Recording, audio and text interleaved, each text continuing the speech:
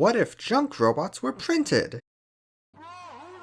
If you're like most people, you're probably wondering what the hell I'm talking about, so let me explain where all of this started. A few days ago, Konami announced the Legends Anthology Festival would be returning, an event where you would only be able to duel using archetypes played by characters in the anime. And while looking through the legal decks, I noticed that wind-ups of all things were legal. But that didn't make any sense. It wasn't an archetype used by anyone in the anime. But then I remembered that there was an episode where Wind-Up was summoned. Wind-Up Zenmeister. May seem strange that an archetype was allowed when this was the only guy that was summoned, though it was actually used by a supporting character. The ever popular and beloved Garbage Disposal Robot. But this had me wondering, what was Lilybot's archetype? It wasn't Wind-Up. Meister was the only one she used, so I decided to look it up and learned of this very charming little deck called Junk Robot, Earth machines made up of reused garbage in a similar light to Scrap thematically. And since there's only 7 cards, I figured talking about them would make for a fun little video. Now before I get to these cards, I should quickly note something.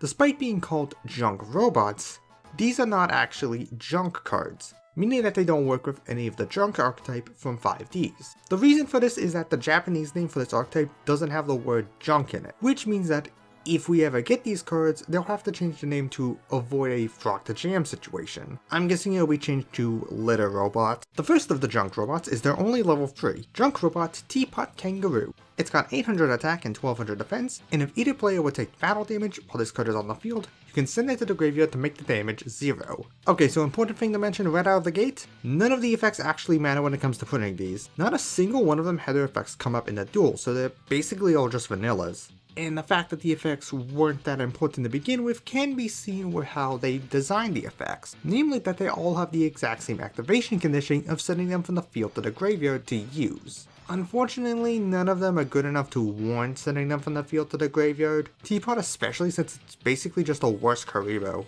Though that does give us a good baseline for the effect when it comes to changing it. If these 4 could send themselves from hand or field to the graveyard, I could see them being more useful, which would be very appreciated. And speaking of shared effects, one thing I think that is worth considering with these cards from a thematic perspective would be the idea of them being able to be recycled.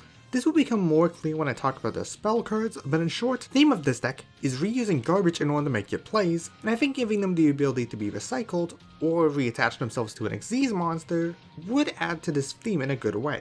There is one final suggestion I want to quickly bring up, this time for the T-Spot specifically, and that's the idea of giving it a level modification effect. Specifically the ability to make itself a 4. Why do this? Well, aside from the fact that this is a level 3 in a rank 4 deck, in the episode that these were used in, Lilybot used the spell card Starlight Starbright in order to make Teapot a 4, so that they could make the previously mentioned Zenmeister.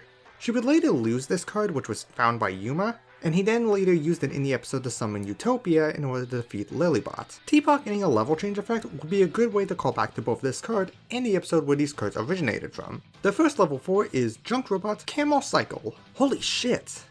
It's the Great Bootleg. Dying, death, help, barf, barf. It has 800 attack and 1600 defense, and its send effect is that it lets you add 1 Eco Spell from your graveyard to your hand. Eco Spell is the name of the spell cards, and this being able to recover 1 from the graveyard is a nice way of connecting them to the recycling theme I talked about earlier. Making it so discard would greatly improve it, and realistically I think they should also be able to grab 1 from deck, in addition to being able to grab from graveyard for some added consistency. I'm also going to go over the 2 spell cards right now so we can end the video talking about their boss monster, and also because I actually think these 2 cards are very strong. Eco Spell Reduce Waste banishes 2 junk robots from deck in order to search a 3rd one, and Eco Spell Recycle special summons 2 of your banished junk robots. These 2 pair extremely well together, setting up for some good rank 4 plays, but also give us an idea of what we could do with these cards with some of these changes. If you lead Recycle Waste and banish 2 guys to grab Camel, you can then discard Camel to search Recycle, then use Recycle to summon back 2 of your banished guys earlier in order to set up a rank 4 play,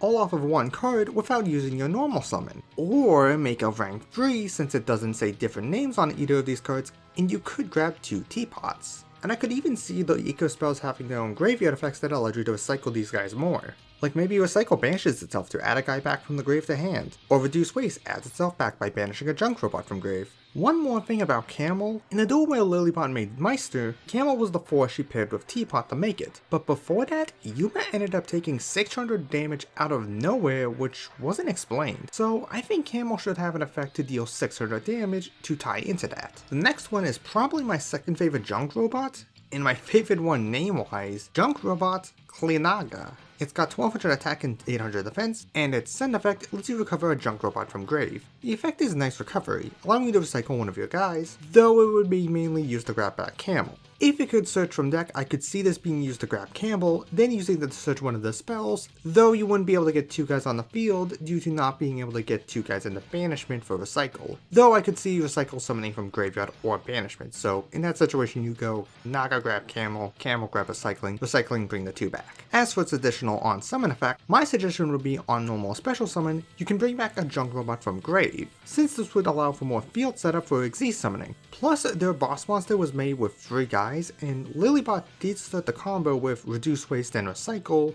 so if we went with how the combo would work in our theoretical, you could revive Naga and one other 4, then use Naga to revive the Camel, getting 3 junk robots onto the field, which would be a pretty good play. The last of their main deck guys is Junk Robot Computer Kong, the least known of the Kong family. A level 4 with 1000 attack and defense, and its send effect lets you target a junk robot you control, and give it 800 attack until the end phase. It's basically just a combat trick with the downside that it only works for junk robots, which your main boss monster isn't even one of. If it said Earth Machine, it would be more usable, though a bad Kalut isn't really what the deck wants. As for the on-summon effect, honestly I have nothing. I've pretty much gone through all the anime moments we could give for interactions with these cards, and Kong wasn't around long enough to give it a real chance to give it an effect that would differentiate itself from the other ones, so I'm drawing a blank here. Maybe you could search a junk robot on summon like Stratos, but that would also overlap with Naga, so who knows. The final junk robot card is the rank 4 Xyz, Recycled Rhinobot.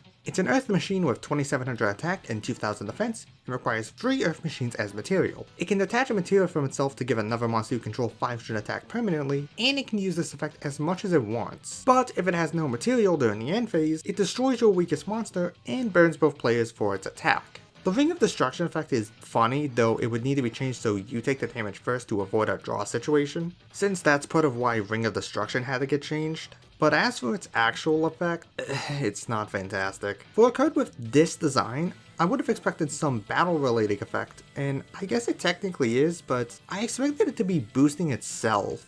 I think being able to target itself would be a massive improvement, as well as making the summoning requirement 2 or plus Earth Machines rather than 3 flat. Not only does this make it easier to summon, but it also makes it so that if you manage to go really wide, you can stack it full of material. This is also part of why I was suggesting the junk robots should have the ability to reattach themselves to the Xyz monsters. Not only would it give you the ability to boost this guy even more, it can also protect you from the blowback effect by giving the guy a material, so that way that restriction is off. One final suggestion I have to tie into him being recycling based, I think Rhinobot should have the ability to add a junk robot from grave to hand, similar to what Dark Knight Lancer can do. This would allow you to set up for plays next turn, add more damage with Kong, or heck, if Teapot is changed to be able to stop effect damage, you can negate the self-damage from Rhino's effect with this, while still being able to burn your opponent. Definitely not one of the best Xyz monsters around, but as one of the last Xyz monsters left in Zexal to print, it would still be a cool one to see. And that was Junk Robot. So, what did we learn today? Nothing!